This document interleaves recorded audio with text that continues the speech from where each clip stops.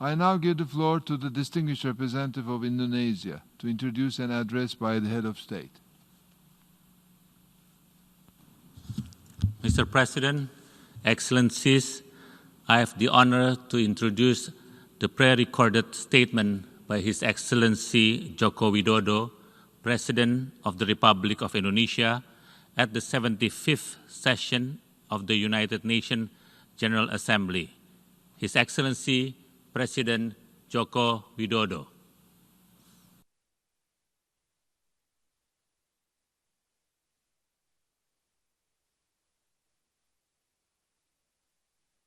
His Excellency, President of the UN General Assembly, His Excellency UN Secretary General, distinguished leaders of the member countries of the United Nations, this year marks the 75th anniversary of the United Nations.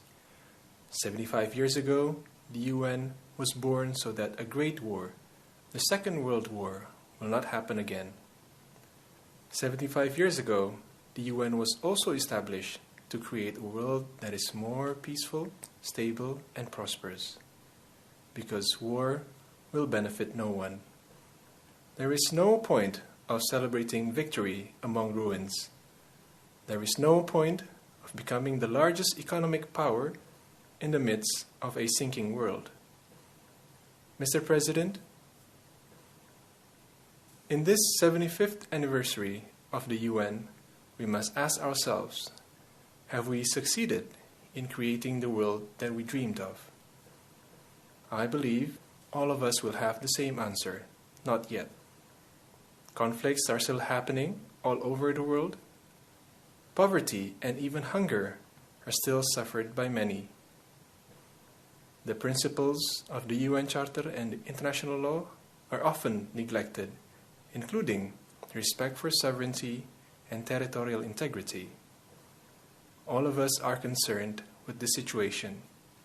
Our concern grew even deeper in the midst of the COVID-19 pandemic. At a time when we ought to unite and work together to tackle the pandemic, what we see instead is one of deep division and growing rivalries.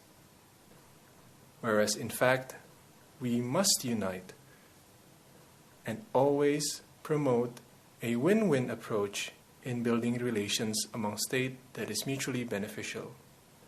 We all understand the tremendous impacts of the pandemic, both on health and the social economy. We're also aware that the virus knows no boundaries. No one is safe until everyone is. If division and rivalries continue to persist, then I am concerned that the pillars of stability and sustainable peace will crumble or even destroyed. A world peace, stable and prosperous, becomes more and more difficult to attain. Excellencies, this year Indonesia also celebrates the 75th anniversary of its independence.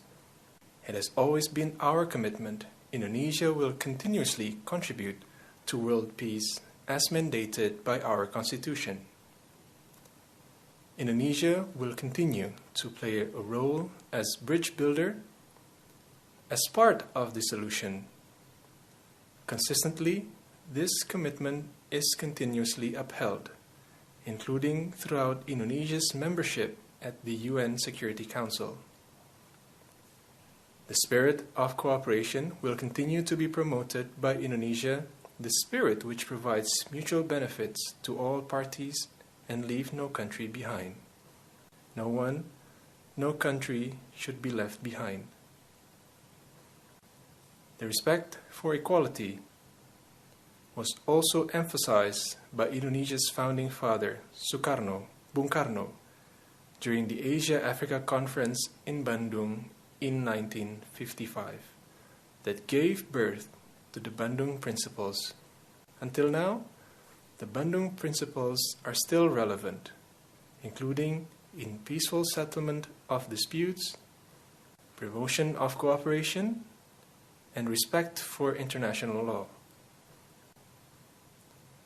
Palestine becomes the only country attending the Bandung Conference that until present has not enjoyed its independence.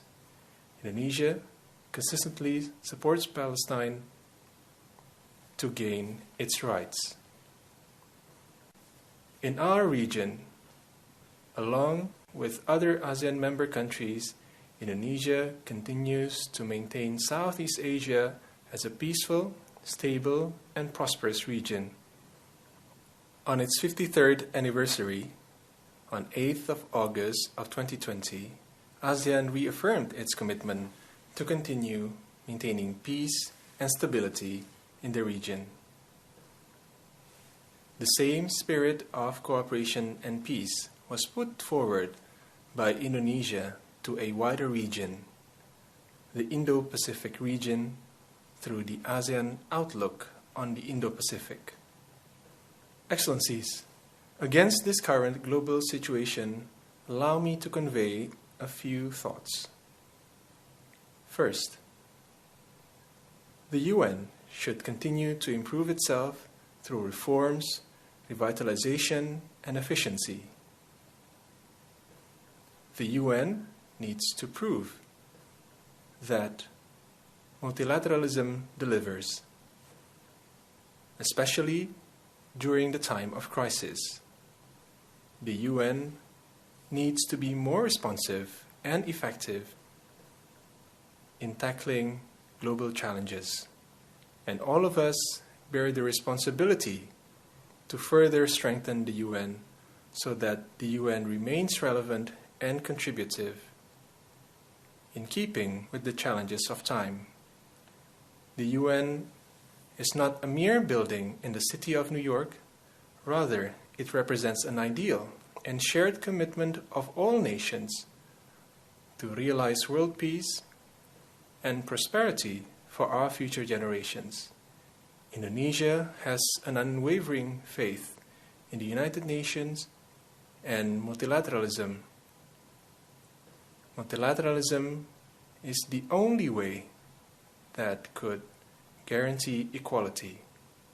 Second, collective global leadership has to be strengthened.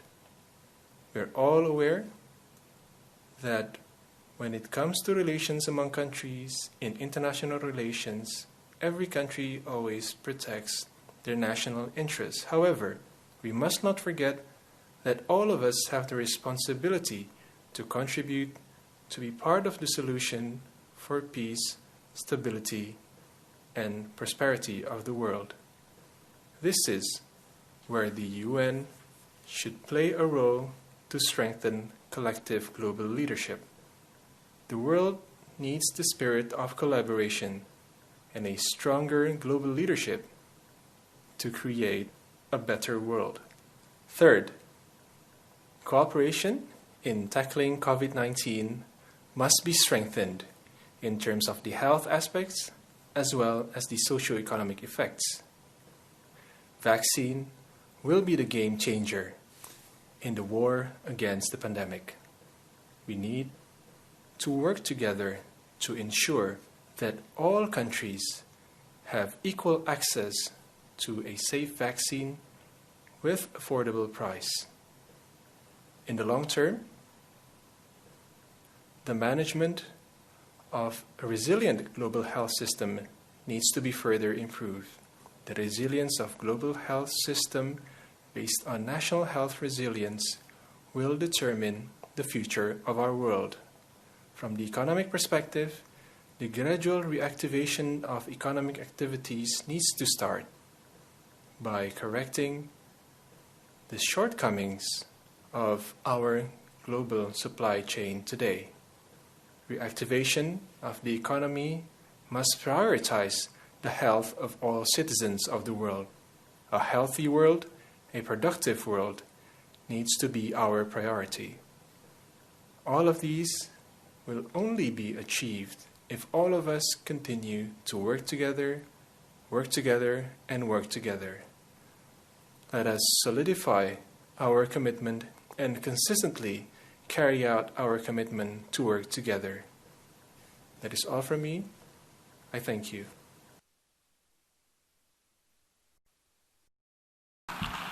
On behalf of the General Assembly, I wish to thank the President of the Republic of Indonesia for the statement just made. I now give the floor to the distinguished representative of Peru to introduce an address by the head of state.